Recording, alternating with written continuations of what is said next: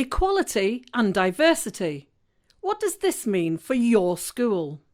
Equality of opportunities means taking decisions based on an individual's ability.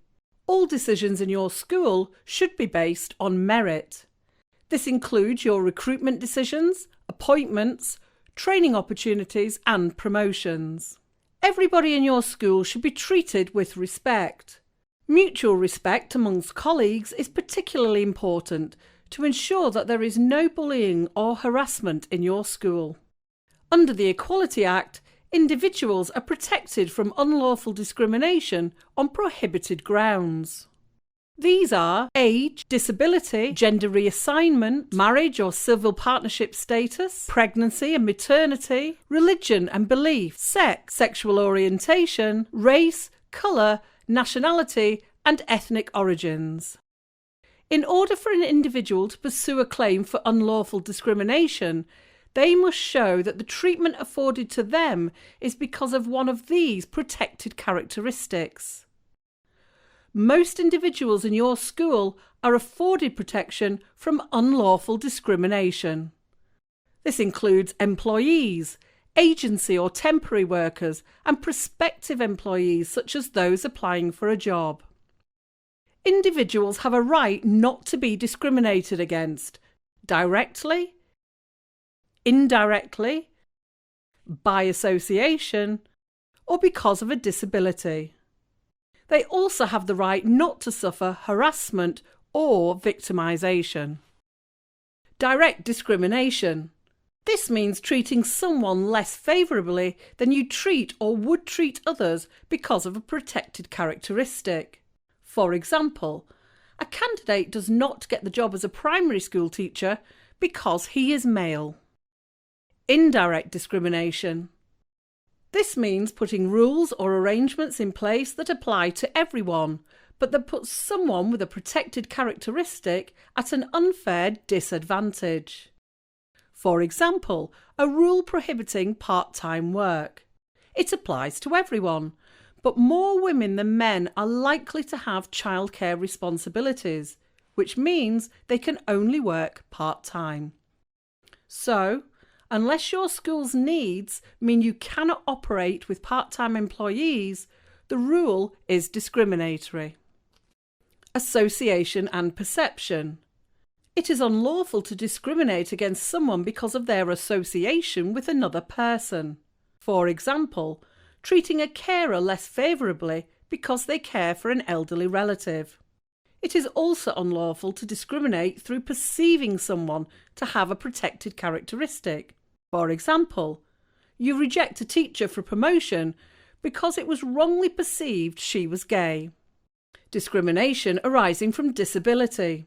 It is unlawful to treat a disabled person unfavourably because of something connected to or arising from their disability, unless the treatment is a proportionate means of achieving a legitimate aim, or it was not known, and it was reasonable to not have known, that the person had a disability.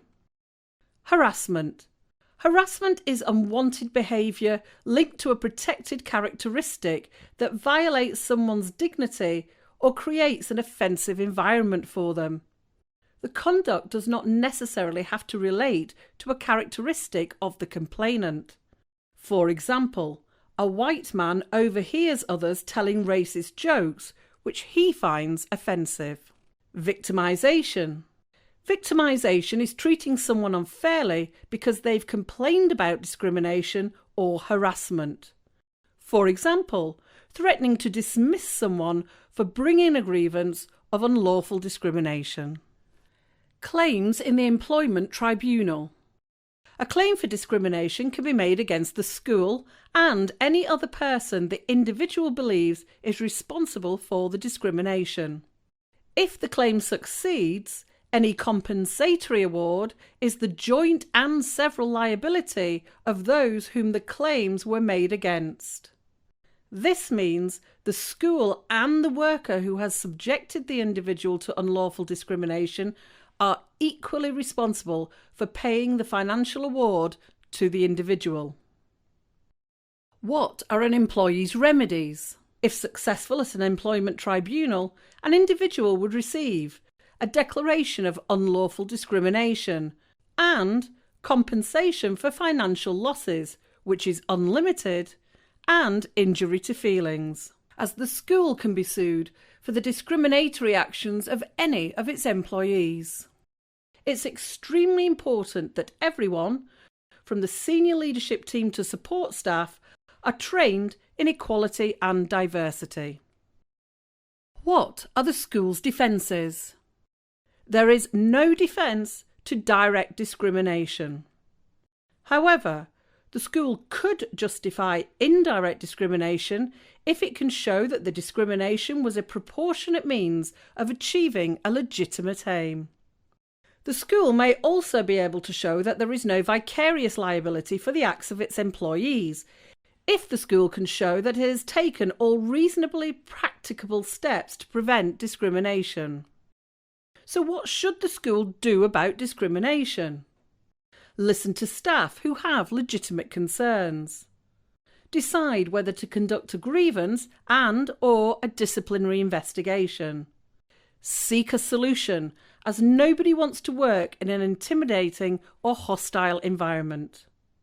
As already mentioned, it is extremely important that you have clear policies in place and train staff on equality and diversity in the workplace.